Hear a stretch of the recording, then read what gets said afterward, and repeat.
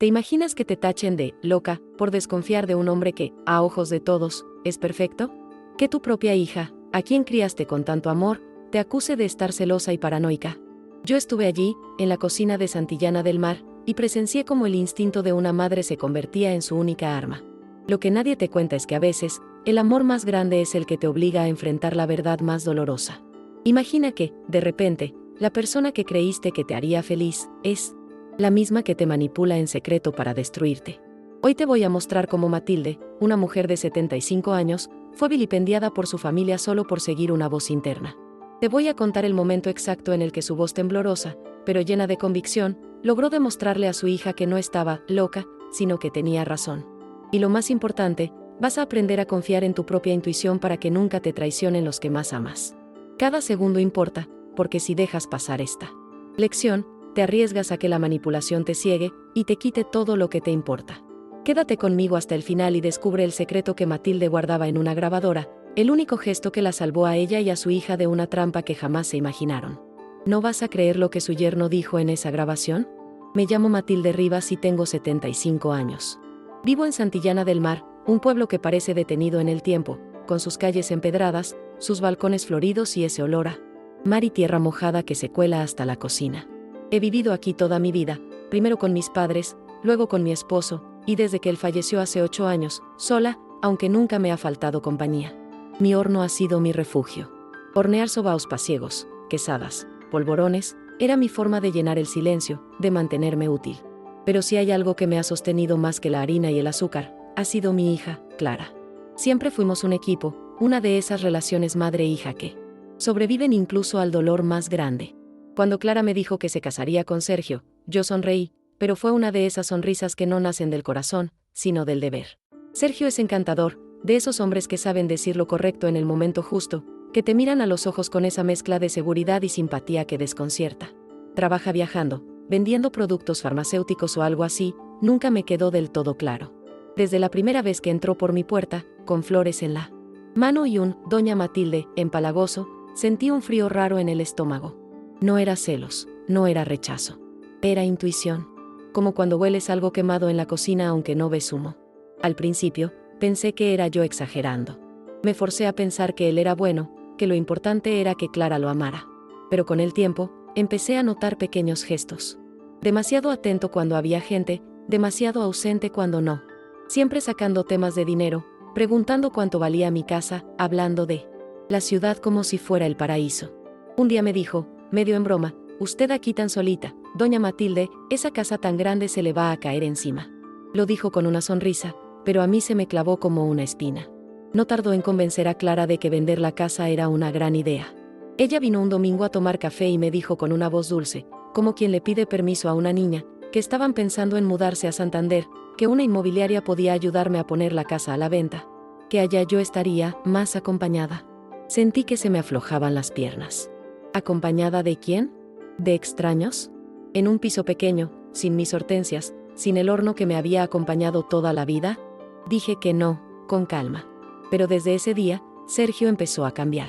Empezaron los comentarios sutiles, que yo me olvidaba las cosas, que me costaba seguir una conversación, que me repetía.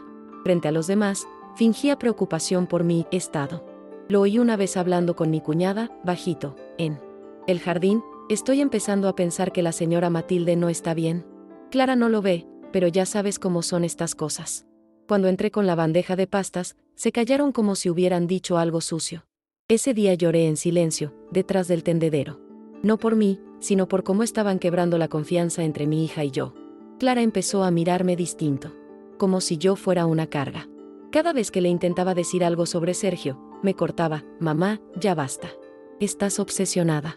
Una vez incluso me gritó, «No puedes soportar que alguien me ame más que tú». Eso me partió. No era verdad. Yo quería que la amaran bien, con bondad, no con esa sonrisa falsa que escondía un cuchillo. Pero me di cuenta de que discutir no servía. Así que me quedé callada, por fuera. Por dentro, empecé a planear. Tenía una vieja grabadora de casetes guardada en el armario del pasillo. Era de cuando le grababa cuentos a Clara para que los escuchara mientras yo cocinaba. Aún funcionaba, con un sonido un poco metálico pero nítido. Una noche, la puse en modo rec y la escondí detrás de un florero en la sala. Luego la llevé a la cocina. Después, al comedor. Grabé conversaciones sueltas. Sergio al teléfono, Sergio hablando solo, Sergio que no sabía que lo estaban oyendo. Y cada día que pasaba, me sentía más segura de que mi intuición no era locura. Era protección. La grabadora se volvió mi única aliada. Escuchaba los casetes de noche, con auriculares viejos. No todos los días sacaba algo útil, pero cada tanto, Sergio dejaba caer frases que no eran para oídos inocentes. Hablaba con alguien que no era Clara. Decía cosas como, ya casi está, cuando la vieja firme, todo será más fácil, o, tiene que creer que es su idea. Me temblaban las manos cada vez que lo oía. No sabía qué hacer con eso. ¿Ir a la policía? ¿A quién le iba a importar una cinta grabada en secreto por una anciana supuestamente paranoica? Una tarde de sábado, mientras Clara estaba en la cocina y Sergio creía que yo estaba en el jardín, lo escuché hablando por teléfono. Mi grabadora estaba bien escondida entre unos libros antiguos del mueble del salón. Él hablaba rápido, nervioso, en voz baja. Ya le metí la idea a Clara, ahora falta que la vieja ceda. Si hace falta, la asustamos un poco más. Una firma y listo. Sentí que el corazón me daba un vuelco. No solo me estaba manipulando a mí, estaba usando a mi propia hija como peón en un juego que yo aún no terminaba de entender. Pero ahora lo sabía con certeza. No era imaginación. Ese día no dije nada. Seguí sirviendo el té como si todo estuviera en orden, con mis manos temblando sobre el azucarero. Por dentro, una voz se repetía como campanas en misa: vas a mostrarles. Vas a demostrar que no estás loca. Decidí que grabaría una conversación más, una definitiva. Y luego enfrentaría a ambos. No quería perder a mi hija, pero tampoco podía permitir que alguien así le destrozara la vida. Ni la suya, ni la mía, ni la memoria de su padre, que tanto trabajó para levantar esa casa. La oportunidad llegó una semana después, un domingo por la tarde. Sergio estaba en el salón, creyendo que yo dormía la siesta. Clara había salido a comprar unas cosas. Él volvió a llamar por teléfono. Esta vez, habló claro: sí, la casa vale más de lo que pensábamos. Estoy viendo cómo agilizar lo de la firma. Con suerte, en 2 semanas está vendida. La vieja ya no sabe ni qué día vive. Cuando terminé de oír eso, supe que había llegado el momento. No podía esperar más. Esa cinta era suficiente. Preparé todo en silencio. Reuní las cintas, las rotulé con cuidado y las guardé en una caja de lata donde antes conservaba moldes de galletas. La dejé sobre mi cama, como si fuera un recordatorio. Esa noche apenas dormí. No por miedo, sino por ansiedad. Me repetía cada palabra grabada, cada frase que había oído en la oscuridad, como quien ensaya una obra de teatro. Me dolía el pecho, pero más me dolía el alma. No por mí, sino por Clara. ¿Qué haría cuando supiera la verdad? El lunes por la mañana, mientras preparaba café, Clara llegó con Sergio. Venían sonrientes, hablando de reformas, de cocinas modernas, de cuánto se podía conseguir por una casa tan rústica pero con encanto. Me hervía la sangre. Me pidieron que me sentara con ellos en el salón. Clara tenía en la mano unos papeles. Sergio, una pluma de tinta elegante que seguramente había comprado solo para esa ocasión. Mamá, es solo para autorizar una valoración, nada más. Ni siquiera es compromiso de venta, dijo Clara, con voz dulce. Pero sus ojos evitaban los míos. Los miré a los dos. No dije nada. Fui hasta el aparador, abrí el cajón más bajo, saqué la grabadora. Era negra, pequeña, con el plástico desgastado por los años. Vi cómo Sergio fruncía el ceño. Clara se quedó quieta. Me senté frente a ellos, puse la grabadora en la mesa, apreté el botón de play. Y entonces, la voz de Sergio llenó la habitación. La vieja ya no sabe ni qué día vive. El silencio fue absoluto. Solo se oía él. Zumbido leve del motor de la grabadora y mi respiración contenida. Clara palideció. Sergio intentó hablar. ¿Qué es esto? Yo no lo miré.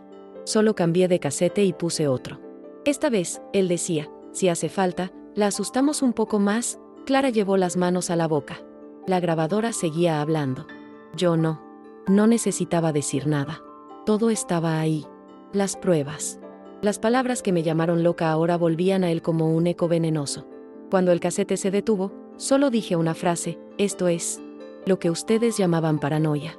Sergio se levantó de golpe, como si pudiera deshacer el momento con solo moverse.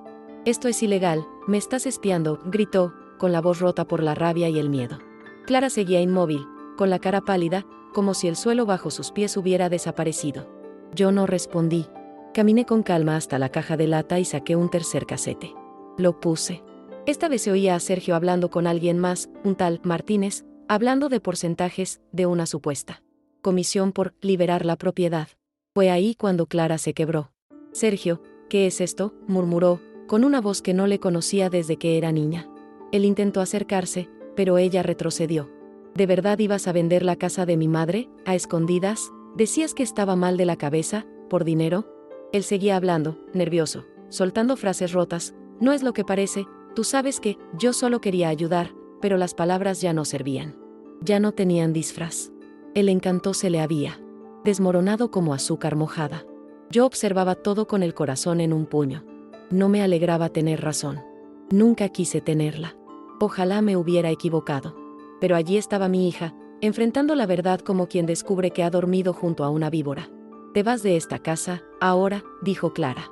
Sergio la miró como si no entendiera. «¿Qué? Te vas, Sergio? No te quiero volver a ver». Y en ese momento, vi algo que no veía en mi hija desde hacía años: carácter, firmeza, furia justa. Sergio no discutió. Sabía que no tenía cómo revertir aquello. Tomó su chaqueta y salió, murmurando algo que ni siquiera quise oír. El portazo fue seco, como una sentencia.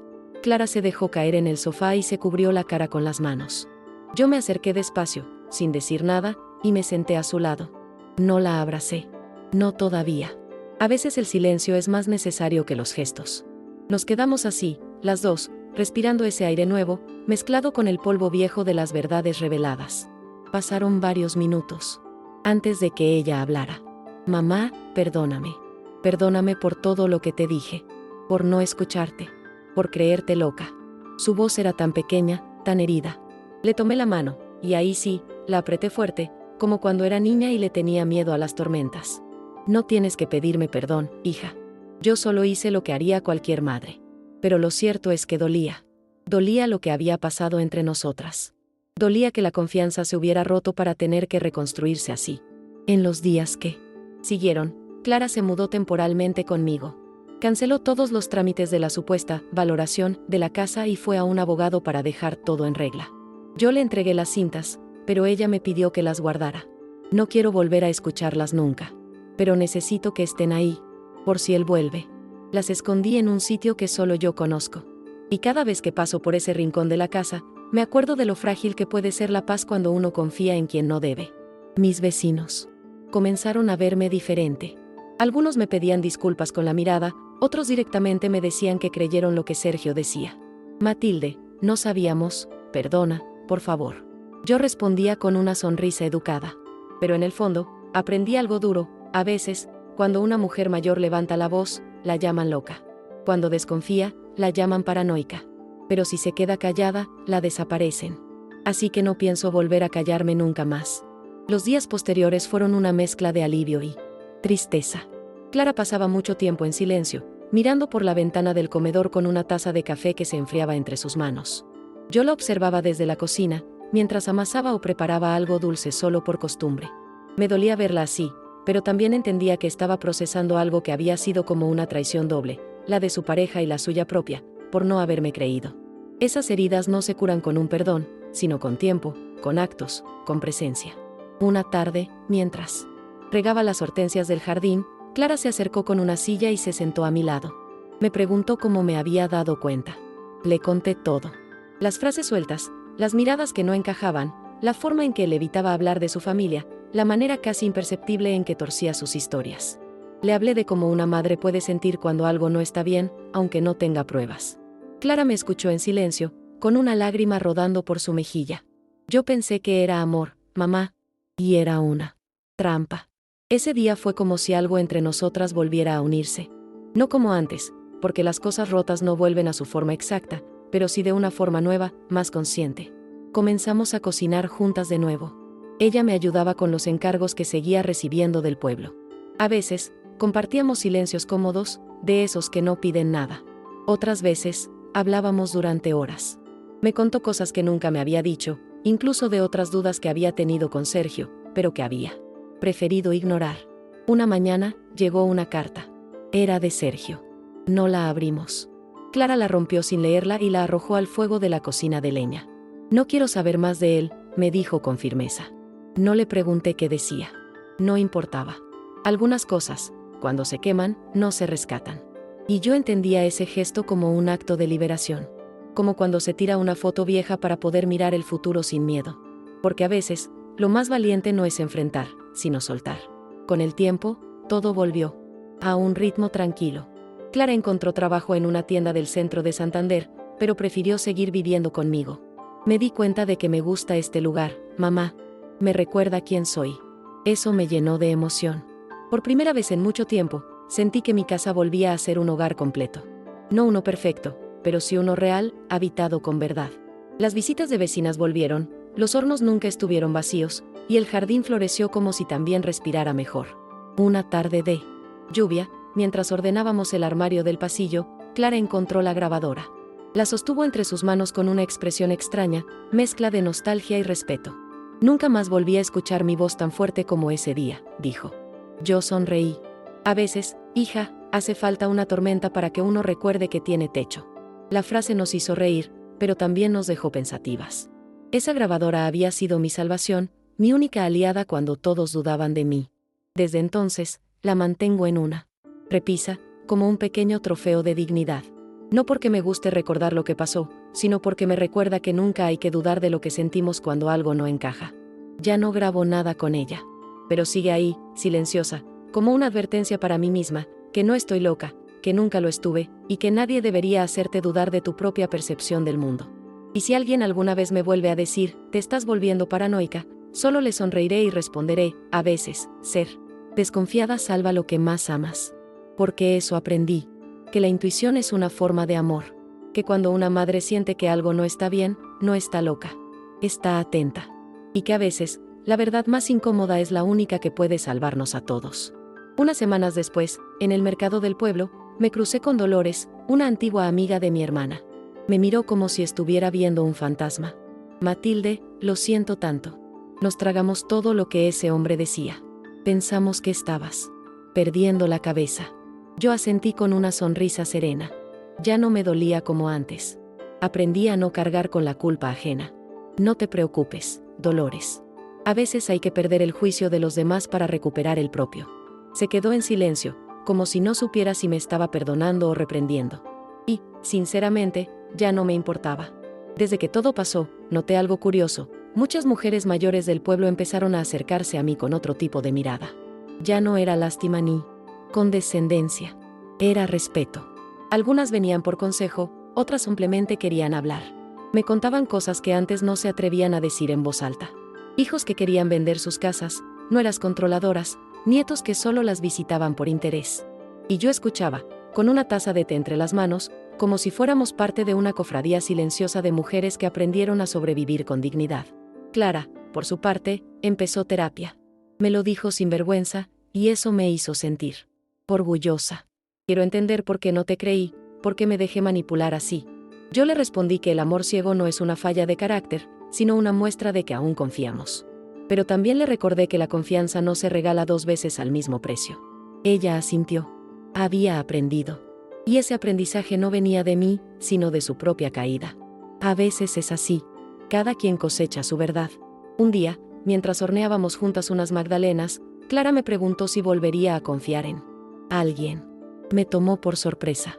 Me reí un poco, con esa risa que esconde una herida que ya no sangra pero tampoco se ha cerrado. ¿Confiar? Tal vez. Pero esta vez, con los ojos bien abiertos y la grabadora cerca. Ella soltó una carcajada, y el horno tintineó como si también aprobara. Fue la primera vez que reímos sin ese peso en el pecho desde hacía meses. Y esa risa, por breve que fuera, me supo más dulce que cualquier postre. Volver a tener a Clara conmigo cambió todo. No solo era compañía, era reconciliación. Me ayudaba en el jardín, aprendió a reconocer cuando las hortensias necesitaban sombra y cuando luz. Me preguntaba por las recetas de mi madre, las que yo misma había olvidado entre papeles viejos. Era como si estuviéramos reconstruyendo una historia que estuvo a punto de romperse del todo. Y cada vez que la veía dormir la siesta en el sofá, con un libro entre las manos, me decía, esto vale más que cualquier casa en Santander. También empecé a escribir. No un libro, ni un diario, pero sí anotaciones sueltas. Pensamientos que me venían cuando el sol entraba por la ventana o cuando recordaba frases de mi esposo. Él siempre me decía que yo tenía la mirada de alguien que sabe más de lo que dice. Y tal vez tenía razón. Tal vez siempre supe que algo no encajaba con Sergio porque aprendí a oler el peligro en los pliegues de una sonrisa. Y ahora, escribir me ayudaba a entenderme mejor, a no olvidar. Un domingo, en misa, el cura habló sobre las ovejas descarriadas y los pastores fieles. Yo pensé en Clara. Pensé en mí. En cómo, a veces, la que parece haberse perdido es la única que ve el lobo venir. Y no dije nada. Solo recé en silencio, no por mí, ni siquiera por Sergio, sino por todas las mujeres que aún dudan de lo que sienten. Por todas las que esconden sus sospechas detrás de una sonrisa por miedo a ser llamadas locas. Porque esa palabra, loca, pesa. Y cuando te la repiten lo suficiente, hasta tú misma empiezas a creerlo. Una tarde de otoño, Clara y yo fuimos a caminar por el bosque cercano, donde solíamos recoger castañas cuando ella era pequeña. Las hojas secas crujían bajo nuestros pasos, y el aire olía a tierra y a despedida. Caminamos en silencio largo rato, hasta que ella me tomó del brazo y me dijo, ¿sabes? A veces me pregunto qué habría pasado si no hubieras tenido esa grabadora. Me detuve, la miré, y respondí con calma, no era la grabadora, hija. Era la voz. Yo solo encontré una forma de hacer que me oyeras. Esa frase pareció tocar algo profundo en ella. Me abrazó sin decir palabra, y por primera vez en mucho tiempo, sentí que Clara no solo me veía como madre, sino como mujer. Como alguien que había resistido, que había dudado, que se había quebrado, pero que también se había sostenido sola cuando nadie más lo hacía. La sensación era extraña, pero poderosa. Era como si ambas hubiéramos cruzado un umbral invisible, un lugar donde ya no había jerarquías, solo respeto mutuo. A partir de ese día, empezamos a tener conversaciones más abiertas. Hablábamos de la muerte de su padre, de cosas que nunca nos habíamos dicho. Ella me confesó que siempre sintió que debía ser fuerte por mí, que no quería que yo la viera frágil. Yo le respondí que no hay fortaleza más real que la que se muestra con lágrimas. Nos costó llegar hasta ahí. Pero cuando se llega, uno entiende que la verdad, por dolorosa que sea, une más que todas las mentiras dulces del mundo. Un sábado, Clara decidió visitar a la familia de Sergio para devolver algunas cosas. Volvió molesta. Me contó que su madre, la madre de Sergio, había insinuado que yo había exagerado todo para quedarme con Clara, que siempre fui manipuladora. Clara no respondió. Solo se levantó, buscó la grabadora en la repisa y la puso sobre la mesa. Ella no la encendió, me dijo después, pero se la mostré. Para que sepa que no todos los monstruos tienen cara de cuento. Sentí un orgullo tan grande que me ardieron los ojos. Empecé a dormir mejor después de eso. Las pesadillas se habían ido. Ya no soñaba con papeles de venta, ni con Sergio abriendo puertas que no debía. Dormía profundo, como cuando Clara era niña y yo sabía que todo estaba bien. Tal vez por eso, empecé a hacer planes. Modestos, pero míos. Planté más flores en el jardín. Pinté la baranda de la escalera. Reorganicé los libros de la sala. Pequeños gestos que me recordaban que esa casa era mi lugar, mi historia, mi cuerpo hecho paredes. Clara me propuso un día dar talleres de repostería para niñas del pueblo. Al principio dudé. Pensé que ya estaba mayor, que no tenía paciencia. Pero me convenció con una frase que se me quedó grabada: mamá, enseñar es una forma de dejar raíces.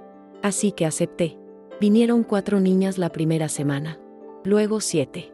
Al mes, tenía lista de espera. Reíamos, cocinábamos, hablábamos de la vida. Y entre harina, huevos y azúcar, sentía que estaba sembrando algo nuevo, algo bueno. Una de esas niñas, Martina, me preguntó un día si yo alguna vez había estado triste. Le dije que sí, muchas veces. Que incluso había días en que el alma se me sentaba encima como una piedra. Me miró con sus ojitos grandes y me dijo: pero usted parece feliz. Le respondí que ser feliz no es no estar triste, sino saber que podemos volver a levantarnos después de caer. Y mientras lo decía, supe que hablaba de mí, de Clara, de todas nosotras. De las que no fuimos escuchadas, pero no nos rendimos.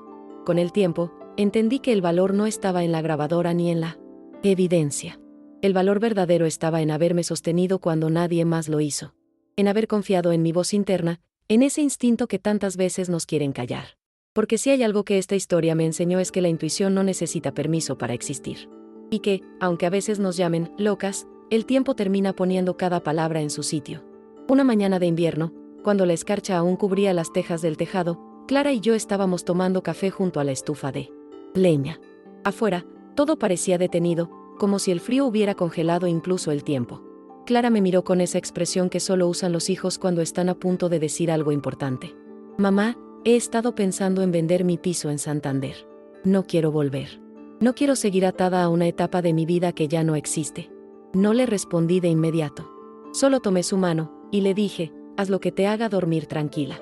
La venta se concretó en unos meses, y con ese dinero, Clara abrió un pequeño negocio de productos artesanales, justo al lado de la plaza del pueblo.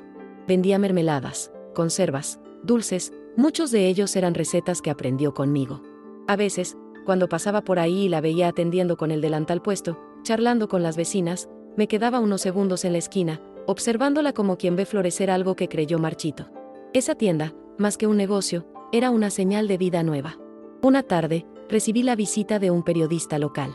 Quería hacer un reportaje sobre mujeres mayores que habían enfrentado situaciones difíciles con valentía. Me contaron su historia, doña Matilde. Dicen que usted salvó a su hija de un estafador. Me reí con suavidad. No la salvé yo. Solo hice ruido cuando nadie quería oír.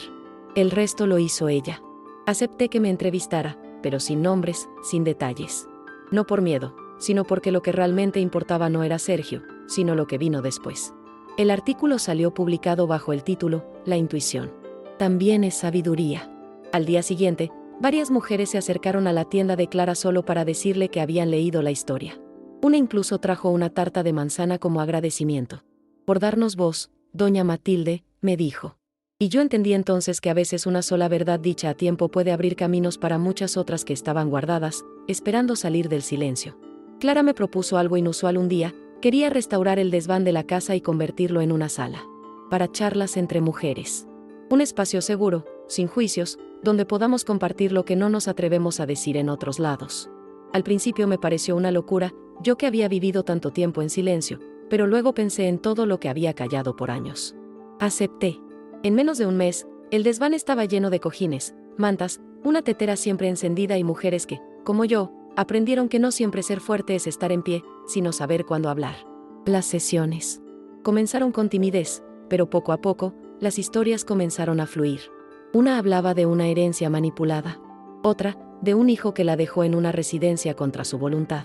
Otra más, de un esposo que usaba el dinero para controlarlo todo. No eran escándalos. Eran dolores reales, cotidianos, invisibles. Y en medio de todo eso, la grabadora estaba ahí, en una estantería alta, como un símbolo de resistencia. Nadie la tocaba. Pero todas sabían lo que significaba. Yo misma conté mi historia. Una noche. No toda, pero sí lo suficiente.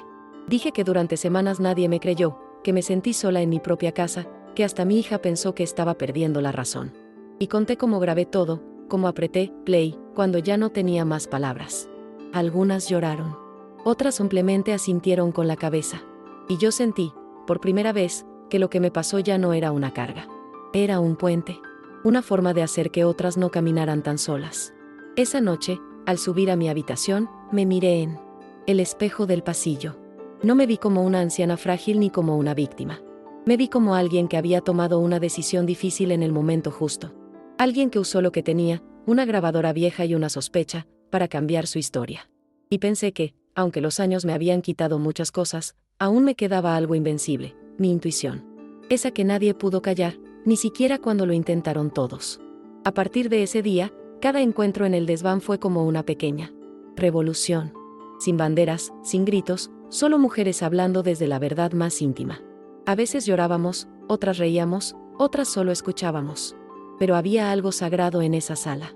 Algo que yo no había sentido ni en misa, ni en el mercado, ni en ningún otro lugar del pueblo.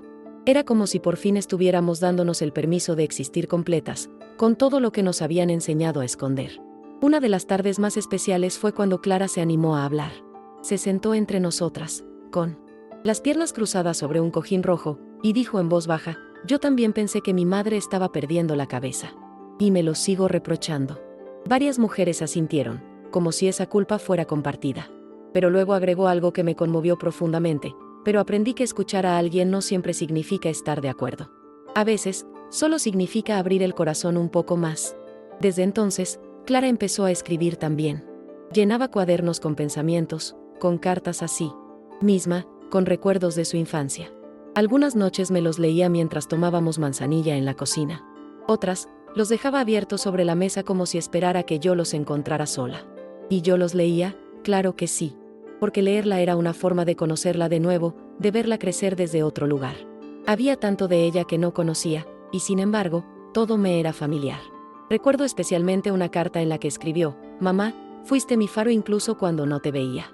Lo fuiste en silencio, con esa fuerza que solo tienen las mujeres que han sido subestimadas toda su vida». Me hizo llorar. Me hizo pensar en cuántas veces fui ese faro sin saberlo. Cuántas veces sostuve sin aplausos. Y me di cuenta de que lo había hecho porque así me criaron. Porque en mi generación, ser madre significaba desaparecer para que otros brillaran. Pero ya no más. Un sábado por la mañana, me encontré a Sergio en la farmacia del pueblo. Fue un cruce breve. Él bajó la mirada, fingió no verme, pero lo vi temblar. Yo no sentí miedo. Tampoco rabia. Sentí lástima, quizás. Porque hay personas que, incluso después de ser descubiertas, no cambian. Siguen siendo lo mismo que intentaron ocultar. Y eso, en el fondo, es una condena peor que cualquier castigo legal. No le dije una palabra. Pero mientras pagaba mis medicinas, sonreí por dentro. Yo había vencido. Cuando llegué a casa, Clara notó que estaba pensativa. Le conté. Ella se quedó en silencio unos segundos y luego me dijo: «No dejemos que su sombra se cuele otra vez en esta casa». Y tenía razón. Esa casa, que casi nos había sido arrebatada, era ahora un templo de luz. Un lugar de renacimiento. Donde cada rincón tenía una historia, sí, pero también una nueva posibilidad. Cerré las ventanas, encendí una vela y puse música bajito, como para espantar cualquier eco viejo que quisiera regresar. Esa noche, saqué la grabadora de la repisa y la guardé en una caja de madera junto con unas cartas viejas, un broche de mi madre y una foto de Clara cuando tenía 7 años. Cerré la caja con una cinta azul y la guardé en el armario alto del pasillo. No porque quisiera esconderla, sino porque ya no la necesitaba cerca. Su propósito estaba cumplido. Había hecho lo que tenía que hacer. Y yo, también. Me dormí en paz, con un suspiro largo, de esos que sueltan el pasado sin miedo. En los días que siguieron, noté un cambio sutil en mí. No era visible a los ojos de los demás, pero yo lo sentía en la forma en que caminaba por la casa, en cómo me sentaba frente al horno o en cómo regaba las hortensias. Era una calma nueva, como si algo se hubiera colocado por fin en su sitio dentro de mí. No era alegría, tampoco euforia. Era paz. Una que llega después de haber sostenido una tormenta y haberse mantenido en pie. Los talleres con las niñas continuaron creciendo. Ya no solo hacíamos postres, sino que también hablábamos de sus sueños, de lo que les daba miedo, de lo que querían ser de grandes. Y yo, que al principio solo quería enseñarles a batir huevos sin derramar la mezcla, me encontré diciendo cosas como: «No dejes que nadie te diga que no sabes lo que sientes». Me oía decirlo y me parecía estar hablándole a mi propia Clara, a mi versión joven, a todas las Matildes que callaron alguna vez por miedo al juicio ajeno. Una mañana, Martina, la misma niña curiosa de siempre, me regaló un dibujo. Era una mujer con cabello blanco, sosteniendo una grabadora en una mano y una tarta en la otra. Abajo, con letra temblorosa, decía: «Gracias por enseñarme a decir lo que pienso». Lo enmarqué y lo colgué en la entrada de la casa, justo al lado de la campanita que suena cuando alguien abre la puerta. Cada vez que lo miro, me digo que tal vez ese es el legado más valioso que uno puede dejar, no una receta, no una casa, sino una voz. Clara empezó a hablar en las escuelas del pueblo. La invitaron a dar pequeñas charlas sobre autoestima, relaciones sanas, intuición. A veces me pedía que la acompañara. Y aunque al principio me sentía fuera de lugar, comencé a notar que incluso las más jóvenes se acercaban a mí con preguntas. No querían consejos de libros. Querían historias. Querían saber cómo una mujer de 75 años se había defendido sola contra un manipulador. Y yo se las contaba, sin adornos, pero con firmeza. Una tarde, al terminar una de esas charlas, una adolescente me preguntó: «¿Y si nadie te hubiera creído, qué habrías hecho?». Me quedé callada un segundo, porque esa pregunta me había perseguido en su momento. Pero luego respondí con honestidad: habría seguido buscando cómo demostrar la verdad. Porque cuando sabes que algo está mal, no puedes fingir que todo está bien. No importa quién te escuche. Lo importante es no traicionarte a ti misma. La chica asintió como si acabara de entender algo que nadie le había dicho antes. El invierno fue pasando, y la casa se llenó de luces cálidas, de panes recién horneados y de conversaciones suaves. Clara y yo decoramos juntas el árbol de Navidad, como cuando ella tenía 8 años. Cada adorno tenía una historia, y al colgarlos, Era como si tejéramos otra vez la línea invisible que une lo vivido con lo aprendido. En el centro del salón, una estrella dorada nueva, la única comprada ese año, brillaba más que todas. Clara la había elegido, para recordarnos que ya no hay sombra que tape nuestra luz. Esa noche, mientras cenábamos, Clara levantó su copa de sidra y dijo, por nosotras. Por haber sobrevivido al silencio y elegir la voz. Brindamos. Lloramos un poco. Y luego reímos, como se ríe cuando uno ha cruzado un puente difícil y se da cuenta de que el otro lado es más hermoso de lo que imaginaba. Fue una cena sencilla, sin lujos, pero con tanta verdad que todavía la recuerdo como una de las más significativas de mi vida. Porque esa noche sentí que el miedo había perdido su lugar en nuestra mesa. Unos días después, recibí una carta. Esta vez no era de Sergio, sino de una mujer de Zaragoza que había leído el artículo del periódico. Decía que había pasado por algo parecido, que también había sido llamada paranoica por dudar de su yerno. Que su familia la había aislado y que ahora vivía sola, preguntándose si había hecho bien. Al final de la carta escribió, gracias por hacerme sentir menos sola, Matilde. Tal vez no estoy tan loca, después de todo. Lloré. No de tristeza, sino de alivio. Porque entendí que cada historia dicha con valentía puede salvar otra que aún no se atreve a ser contada. A partir de esa carta, comenzaron a llegar otras. Algunas eran correos electrónicos que Clara me leía en voz alta, otras eran cartas escritas a mano con caligrafías temblorosas o decididas. Mujeres de todas partes de España me contaban historias similares, una suegra que fue despojada de su casa, una abuela tachada de conflictiva, una madre acusada de entrometerse solo por preocuparse. Y en todas ellas había una palabra repetida como un eco, gracias. Gracias por hablar cuando otras solo pudieron callar. Una de esas cartas venía de una mujer llamada Eugenia, de Ávila.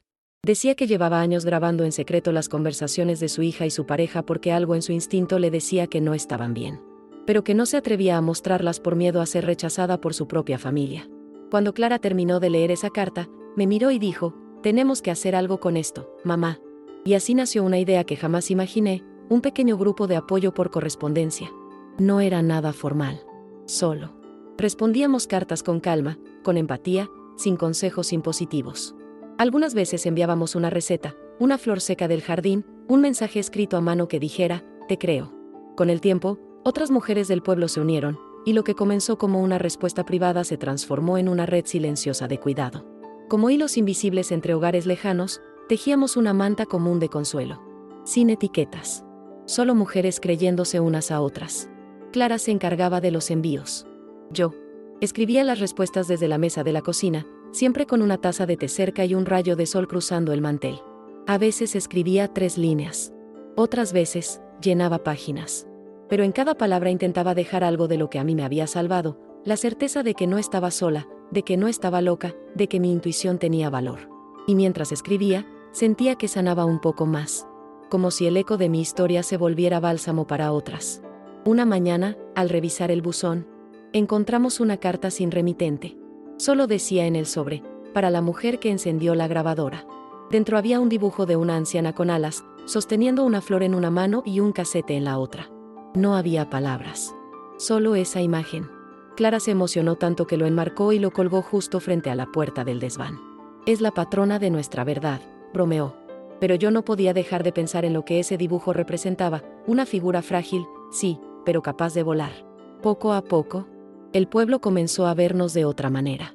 Ya no éramos solo las mujeres de la casa de las Hortensias. Éramos las que recibían cartas, las que escuchaban, las que tejían silencio en palabras. Incluso la alcaldesa vino un día a visitarnos. Se quedó más de 2 horas tomando café y escuchando. Nos propuso hacer un ciclo de charlas abiertas en el centro cultural. Y aunque al principio me resistí, yo, con mis 75 años, hablando en público, terminé aceptando. Porque entendí que no era yo quien hablaba, era una historia que necesitaba ser contada. La primera charla fue una tarde de primavera. El salón estaba lleno. Mujeres, hombres, jóvenes, mayores. Clara me presentó con una ternura que me desarmó. Subí al pequeño estrado con las piernas temblorosas, pero la voz firme. Conté mi historia. Desde la primera sospecha hasta el momento en que apreté play. Hubo silencio absoluto. Y al terminar, no hubo aplausos inmediatos. Hubo lágrimas. Hubo abrazos. Hubo mujeres que se acercaron para decirme, a mí también me llamaron loca. Esa noche, al volver a casa, Clara y yo nos sentamos en el porche. El aire olía a jazmín, y el cielo estaba despejado como pocas veces.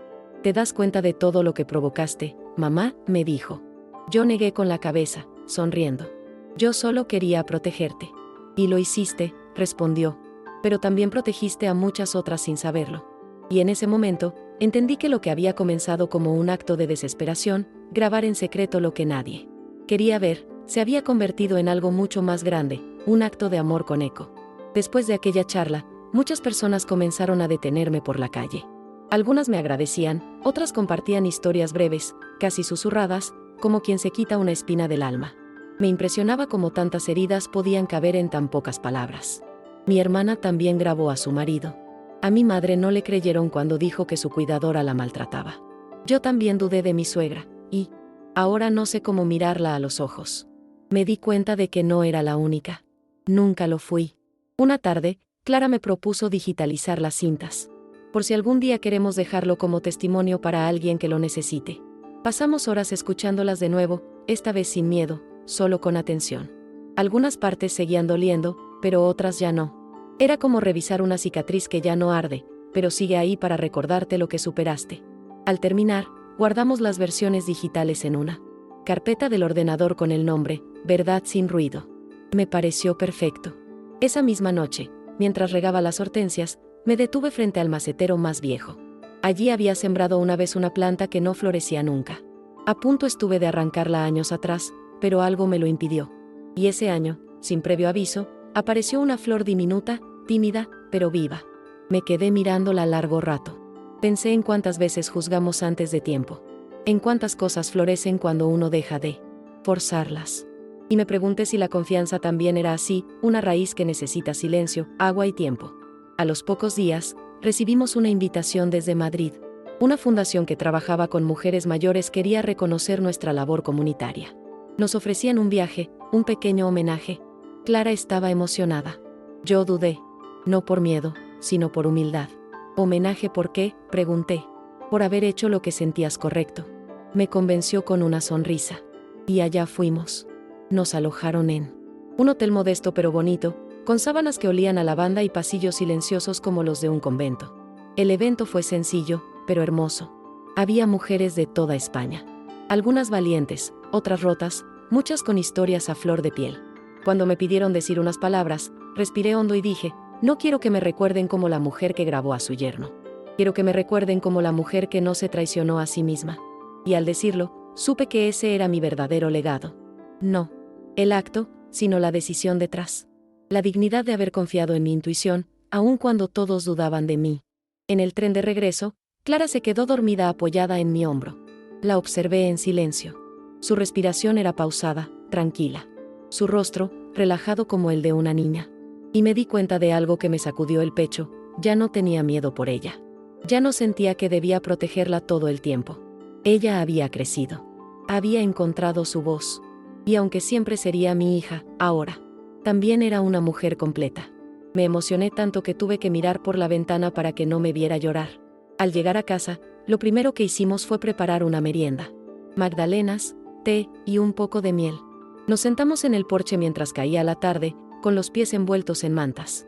Clara me preguntó si cambiaría algo de lo que pasó. No, respondí. Tal vez habría querido que doliera menos. Pero todo lo que somos ahora vino de aquello. Y no hay luz sin noche, hija. No hay raíz sin tierra. Nos quedamos en silencio, viendo cómo el sol se escondía detrás de los tejados. Esa noche, antes de dormir, abrí la caja de madera donde había guardado la grabadora. La saqué, la observé un instante y luego la volví a guardar. No con tristeza, sino con respeto. Como quien guarda una espada que ya no necesita blandir, pero sabe lo que costó empuñarla. Me acosté tranquila. Clara dormía en su cuarto. Afuera, los grillos cantaban. Y yo, por primera vez en mucho tiempo, sentí que todo estaba en su sitio. Incluso el dolor, incluso la historia. Todo. Con la llegada del verano, la casa se volvió aún más viva. Las ventanas abiertas dejaban entrar el olor del mar, y los talleres de repostería se convirtieron en un pequeño ritual comunitario. Algunas madres venían con sus hijas, otras se quedaban a charlar mientras las niñas cocinaban.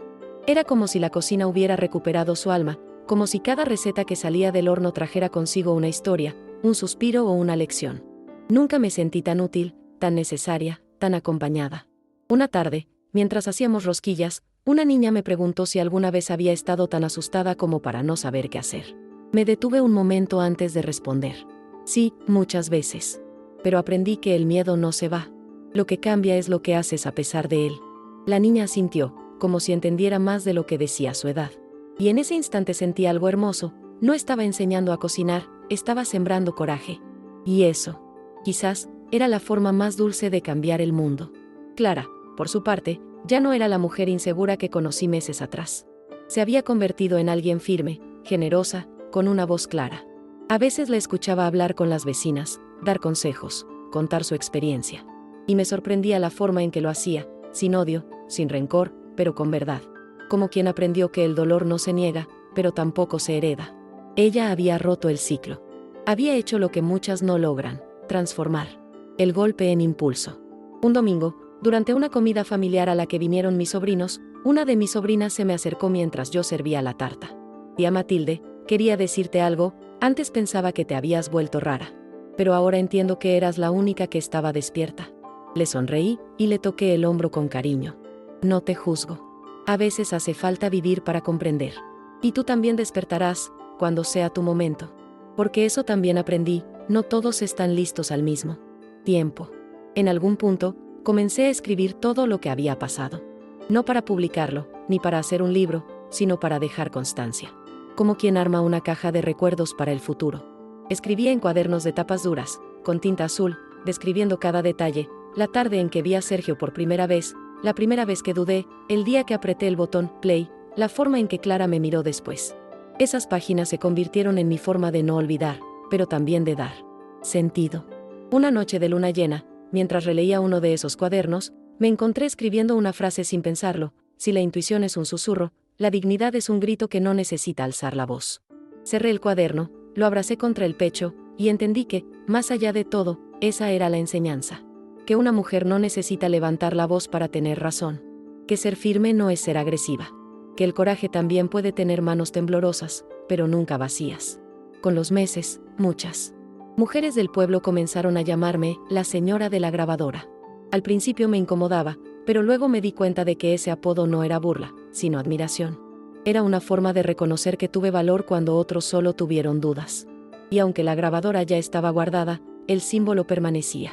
En cada conversación, en cada historia compartida, en cada mujer que me decía, gracias por no callarte. Porque al final, eso fue lo que hice, no callar. Y así, sin buscarlo, mi vida dio un giro que jamás imaginé. Pasé de ser una viuda tranquila en una casa antigua a convertirme en una especie de referente, aunque yo nunca me vi así. Yo solo seguí mi instinto. Pero entendí que a veces, seguir tu intuición no solo te salva a ti, sino también a quienes te rodean. Y por eso, cada mañana, cuando abro las ventanas y respiro el aire fresco de Santillana del Mar, me repito en silencio: no estabas loca, Matilde. Solo estabas despierta. Clara me propuso una idea una tarde de lluvia. Hacer una pequeña exposición con las cartas que habíamos recibido, los dibujos, las recetas que habíamos compartido con otras mujeres. Como una especie de memoria colectiva, dijo. Me pareció una idea hermosa, pero le pedí una condición: que todo fuera anónimo. No porque tuviéramos algo que esconder, sino porque muchas verdades florecen mejor sin nombres propios. Así que seleccionamos las más significativas y las colgamos con pinzas en cuerdas de colores, como si fueran ropa secándose al sol. El día de la exposición, el desván se llenó de mujeres de todas las edades. Algunas leían en voz baja, otras lloraban en silencio. Había abuelas, hijas, nietas.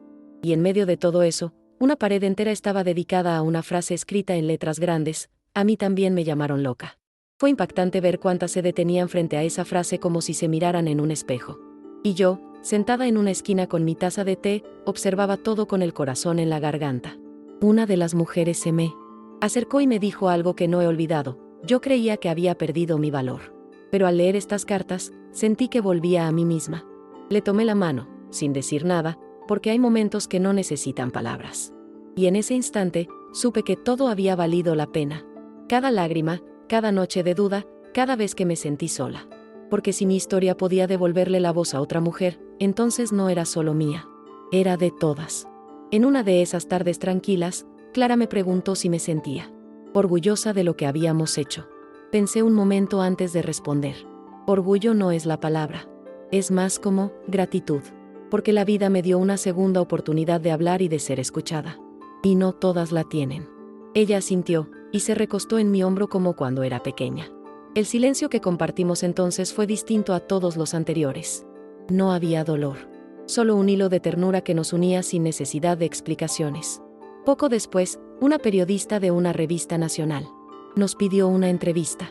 Quería hablar sobre cómo las mujeres mayores están redefiniendo la idea de resistencia. Clara aceptó, con una condición, que no nos presentaran como víctimas, sino como tejedoras de cambio. Cuando la periodista me preguntó qué me impulsó a grabar, le respondí, nadie me creía. Así que decidí dejar constancia. Ella asintió en silencio. Creo que entendió que no había heroísmo, solo necesidad. A veces, la urgencia de la verdad es más fuerte que el miedo. Después de la entrevista, recibimos mensajes de muchas otras partes, incluso desde América Latina. Mujeres que habían vivido situaciones similares, que también fueron calladas, manipuladas, silenciadas. Algunas nos escribían desde pueblos remotos, otras desde ciudades enormes. Y en cada mensaje, había una chispa. Una necesidad de ser escuchadas, de sentirse validadas. Clara y yo empezamos a responder por turnos. Ya no era un proyecto. Era una misión. Una cadena de voces que no querían apagarse más. Una noche, mientras ordenábamos la cocina, Clara me dijo, mamá, creo que deberías escribir un libro. Me reí, pensando que hablaba en broma. Pero su cara era seria. No para hacerte famosa. Para que otras sepan que no están solas. Para que si algún día una mujer tiene dudas, escuche tu historia y sepa que no está loca. Me quedé pensando. Tal vez no era mala idea. Tal vez, ese libro no era para mí, sino para quien aún está atrapada en el silencio. Para quien aún no se atreve a presionar play. Esa noche, abrí un cuaderno nuevo.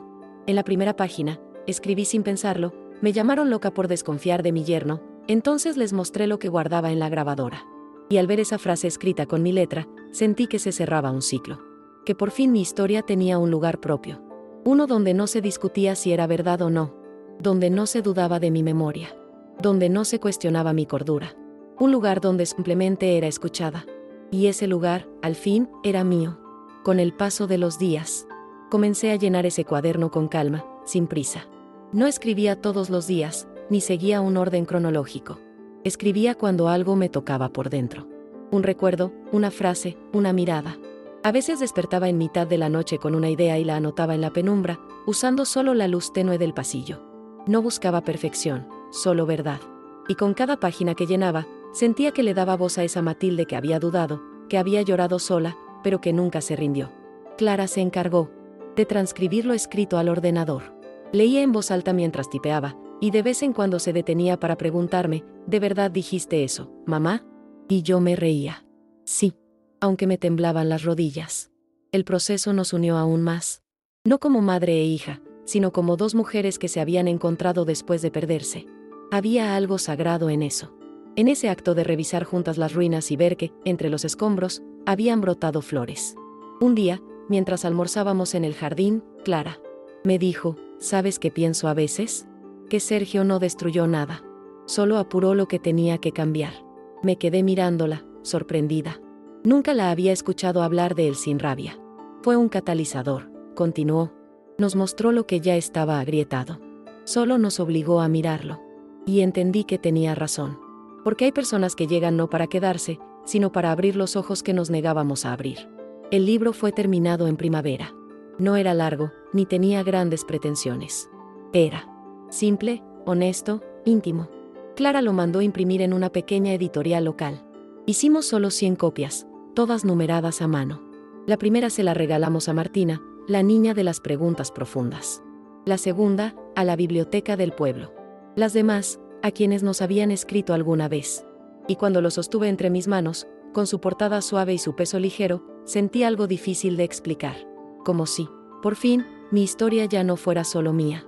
Con el tiempo, comenzaron a llegar nuevas cartas, pero ahora no solo de agradecimiento, sino de mujeres que querían contar sus propias historias. Algunas pedían ayuda para grabar. Otras solo necesitaban que alguien leyera lo que habían vivido. Clara propuso crear un espacio online donde esas voces pudieran reunirse, leerse, sostenerse. Yo no entendía mucho de internet, pero ella me enseñó. Así nació El Cuaderno de Matilde. Un sitio donde cada historia era recibida sin juicio, con la calidez de una cocina encendida. A veces me preguntaban si volvería a usar una grabadora. Yo respondía que, si hiciera falta, sí, pero que ojalá ninguna mujer más tuviera que hacerlo. Que ojalá el mundo escuche antes de que tengamos que demostrar. Que ojalá bastara con decir, algo no me cuadra, y que eso fuera suficiente para detener el daño antes de que se vuelva irreversible. Pero, mientras no sea así, seguiremos compartiendo. Porque las historias no salvan a quien las cuenta, salvan a quien las escucha en el momento justo. Un atardecer, mientras caminábamos de regreso del mercado, Clara me tomó de la mano. No lo hacía desde que era niña. ¿Estás bien, mamá?, me preguntó. Asentí. Sí. Pero más que bien, estoy entera. Y al decirlo, sentí que era cierto. Que no había huecos en mí, ni heridas abiertas. Que mi vida, con sus sombras y sus luces, tenía ahora un sentido nuevo. Ya no era la mujer que había sido engañada, ni la que grabó en secreto. Era la mujer que habló, que fue creída, que transformó su miedo en camino para otras. Esa noche, antes de dormir, encendí una vela y me senté frente a la ventana. Afuera, el cielo estaba cubierto de estrellas. Tomé el cuaderno impreso y lo abrí al azar. Leí una frase escrita meses atrás: a veces, proteger lo que amas te obliga a parecer loca. Cerré el libro con una sonrisa. Y en ese gesto silencioso, entendí que había llegado al final de una etapa. No porque ya no hubiera más que decir, sino porque, por fin, lo importante ya había sido dicho. La mañana siguiente. Amaneció con un sol suave y un aire fresco que olía a pan recién hecho. Me levanté sin prisa, preparé café y abrí las ventanas de par en par. Desde la calle, se escuchaban pasos, saludos, vida. Santillana del Mar seguía siendo el mismo pueblo de siempre, pero yo ya no era la misma mujer. Me miré en el espejo de la cocina y me vi con los mismos ojos de antes, pero con una luz distinta. Una que no venía de afuera, sino de adentro. Clara bajó las escaleras con una sonrisa tranquila. Hoy hace un año, ¿lo sabías?, me dijo. Me tomó unos segundos entender. Un año desde que apreté play. Un año desde que todo cambió. Nos abrazamos sin decir nada más.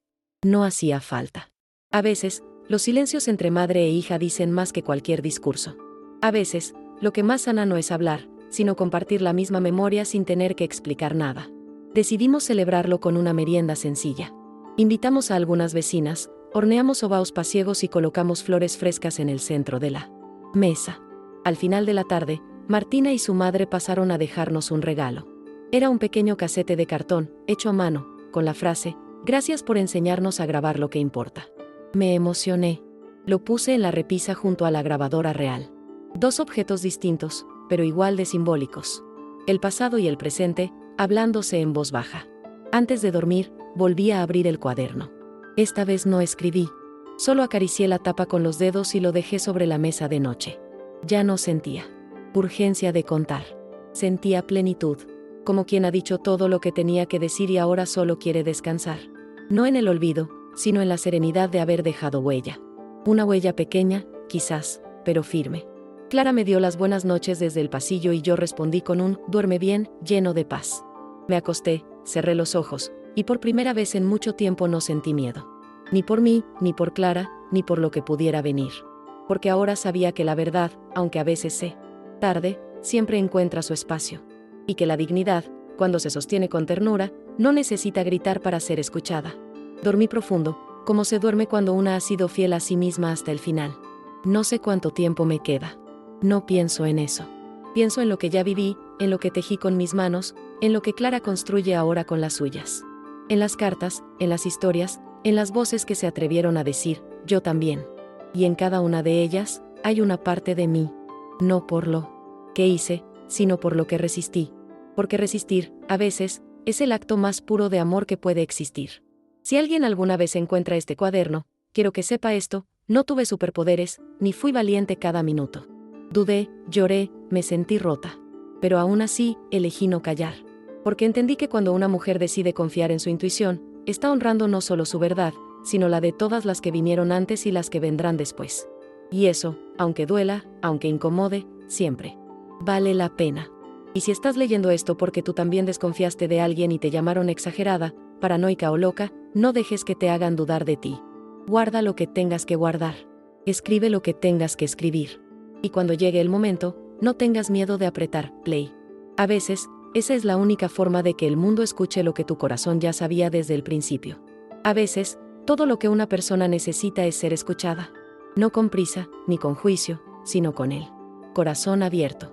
La historia de Matilde habla de eso, de la fuerza silenciosa de quien sigue cuidando, incluso cuando todos dicen que está exagerando. De confiar en la propia intuición, aunque el mundo entero te haga sentir que estás perdiendo la razón. Si alguna vez pasaste por algo parecido, si te llamaron loca, paranoica o dramática, solo por ver lo que otros no querían mirar, cuéntamelo en los comentarios. A veces, compartir un pedazo de nuestra verdad puede ser justo lo que otra persona necesita para recuperar la suya. Si esta historia tocó algo en ti, compártela con alguien que quizás también necesite sentirse comprendido hoy. Alguien que esté a punto de guardar silencio cuando lo que más necesita es hablar. Y si te gustaría escuchar más relatos reales como este, donde el dolor se transforma en dignidad y la voz propia encuentra su lugar, quédate con nosotros. Porque hay historias que solo se entienden cuando se cuentan desde muy cerca.